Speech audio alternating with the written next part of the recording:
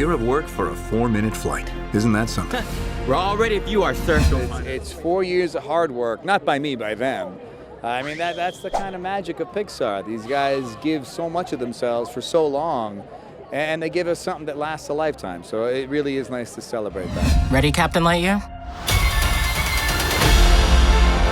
I mean, I live for Chris Evans. I'm a big Chris Evans fan. And when I actually heard his voice in the film the first time, I was blown away. Boom. Buzz Lightyear to Star Command. Come in, Star Command. I'm like, Chris! Look at that! The actual Buzz Lightyear in the flesh! Finally. Look how good this looks. My God. It's no secret I've always been a big Pixar nerd. Chris is a massive Disney fan. How do you know that? We learned this. I don't know if he's told anyone this, but he basically knows all of the lines of dialogue from Dumbo to Robin Hood to Aristocats. You're mocking me, aren't you? Yeah, but in a supportive way. Pixar has given me an unbelievable gift to be a part of their world. I mean, it's literally a dream come true. I'm eternally grateful. When we say epic sci-fi adventure, we really mean that. Just hang on! It's going to be quite the ride, so get ready to go to infinity. To infinity? To infinity. To infinity? I'm excited! And beyond. Well, it's a personal story for me. I've been connected to Buzz since I started the studio in 1997, and he's a character I really gravitated towards. It's always kind of stuck in the back of my mind. And so it's amazing to get to make a big budget sci-fi action movie starring Buzz and to complete the story about everyone's favorite space ranger. Buzz Lightyear mission log. After a full year of being marooned on this planet, our first test flight is a go. I don't know how often you get to do this, but it's rare for me, and getting to celebrate it with such creative folks that I really respect and admire is a big deal, you know, and getting to see inspirational sort of fandom is my juice, and so I get all lit up. Everyone here is all about the love for movies, and does that sound so nerdy? It's nerdy, but it's so true, it's so real. And getting to play in a movie like this is just, yeah, my DNA's all shifting from it, so yeah. I haven't seen a totally completed movie, but I was so impressed with what I saw. I thought we were looking at a real space film in the beginning. It's so well done. By just a massive robot!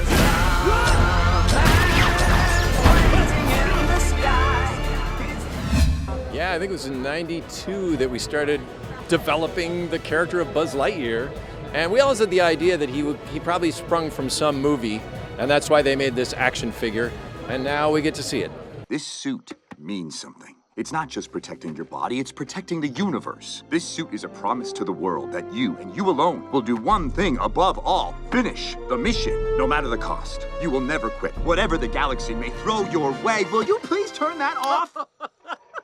As always, we do a huge amount of research, and Angus MacLean and Galen Sussman went to NASA and studied this stuff to try to get all the details right, talked to the astronauts, and you know, we're all kind of nerdy about all the space stuff, and to have an opportunity to study it and put some of it into the film has been really great. That is space! What is happening right now? She's afraid of space! What? She should be. It's horrible. You know, this movie, I think there's a lot of questions people have always had over the years about Buzz Lightyear, and I think this movie answers a lot of those questions and explains a lot of not just what Buzz Lightyear does, but who he is. It tells you the story of the man, not just the toy, and the world of people surrounding him. Yeah, I think those are two big themes that are part of this film. Themes of self-discovery, themes of love, you know, and finding oneself, you know, are really big stories being told here. If I may, we have one objective.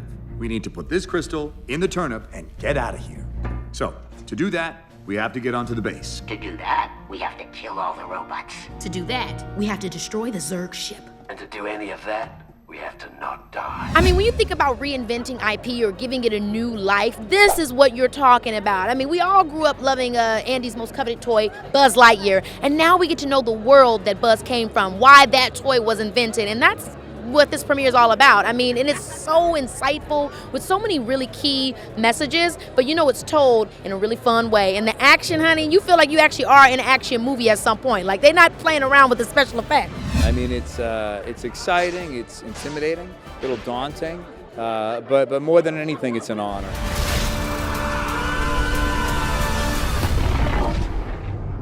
Buzz, that was utterly terrifying, and I regret having joined you. Buzz Lightyear to Star Command. Come in, Star Command. As I think most Pixar films have been that I've fallen in love with, it's got a lot of heart.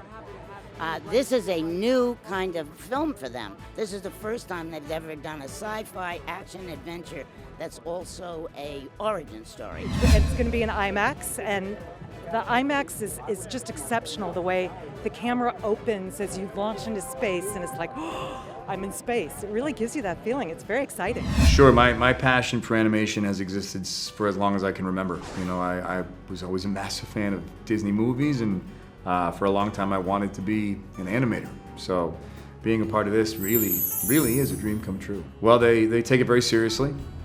They have an unbelievable collection of artists, not just physical animators, but storytellers, actors. Their ability to weave lessons within a story is second to none. I've always said it's almost like a potter's wheel.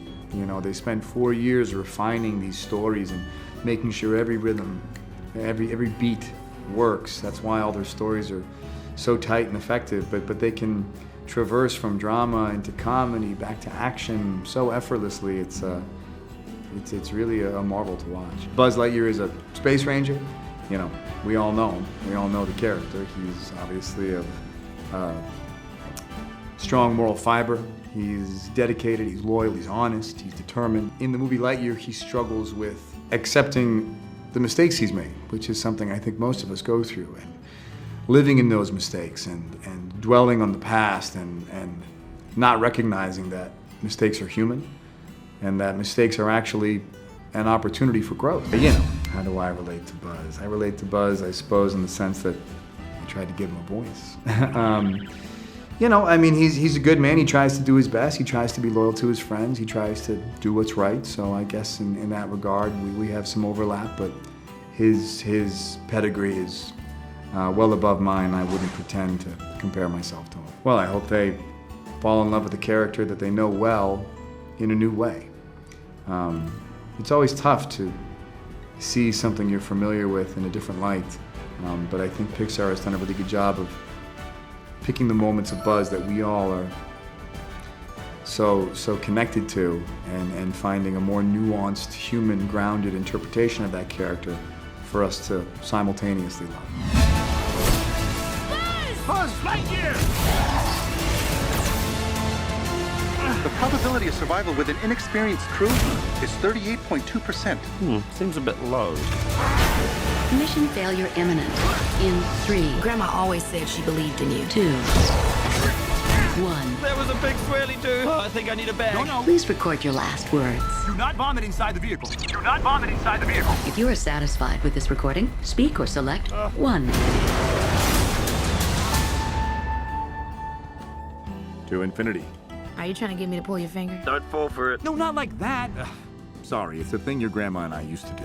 Yeah. 别忘了订阅我们的频道，打开小铃铛就不会错过任何精彩内容，随时上架。我们下回再见。